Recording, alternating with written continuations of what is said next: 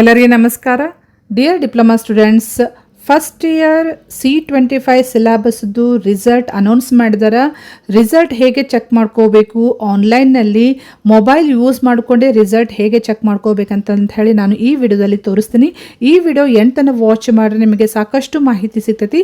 ಮತ್ತು ಇದೇ ರೀತಿ ಡಿಪ್ಲೊಮಾ ರಿಲೇಟೆಡ್ ಎನಿ ಅಪ್ಡೇಟ್ಸ್ಗೆ ಈ ಚಾನಲ್ಗೆ ನೀವು ಸಬ್ಸ್ಕ್ರೈಬ್ ಮಾಡದೆ ಹೋದರೆ ಚಾನಲ್ಗೆ ಸಬ್ಸ್ಕ್ರೈಬ್ ಮಾಡಿಕೊಂಡು press the bell icon for immediate notification. Okay, so ನೀವು ಏನು ಮಾಡಬೇಕಂದ್ರೆ ನಿಮ್ಮ ಮೊಬೈಲ್ನಲ್ಲಿ ಗೂಗಲ್ ಕ್ರೋಮಿಗೆ ಹೋಗಿ ಇಲ್ಲಿ ನೀವು ಅಡ್ರೆಸ್ ಕೊಡಬೇಕು. ವೆಬ್ಸೈಟ್ ಲಿಂಕ್ ಏನಂದರೆ DT Tech ಅಂತಂತೇಳಿ ಇಲ್ಲಿ ಹಾಕ್ಬೇಕು. ನೀವು DT Tech ಇಲ್ಲಿ ಜಸ್ಟ್ ನೋಟ್ ಮಾಡ್ಕೊಡ್ರಿ.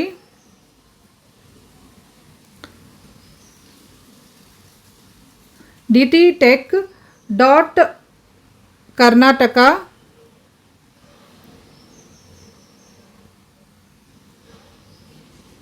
.karnataka.in ಅಂತಂತಿದೆ ನೋಡ್ರಿ.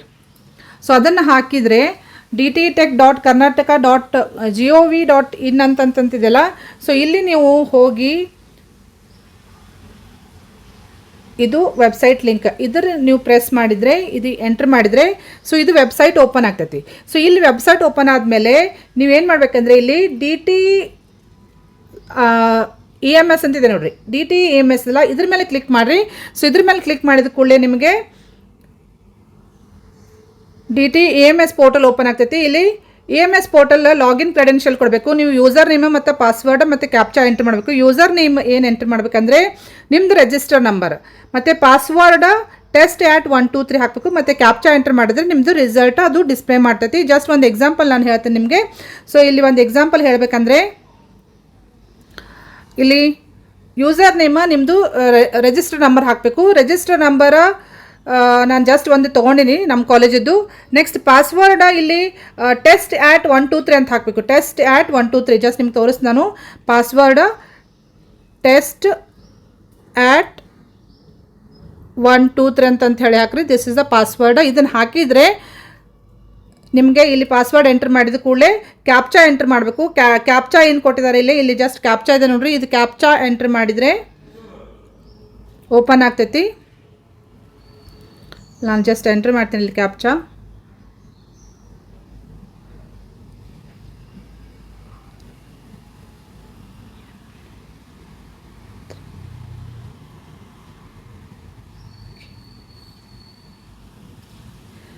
RFRN3K ಅಂತಿದೆ.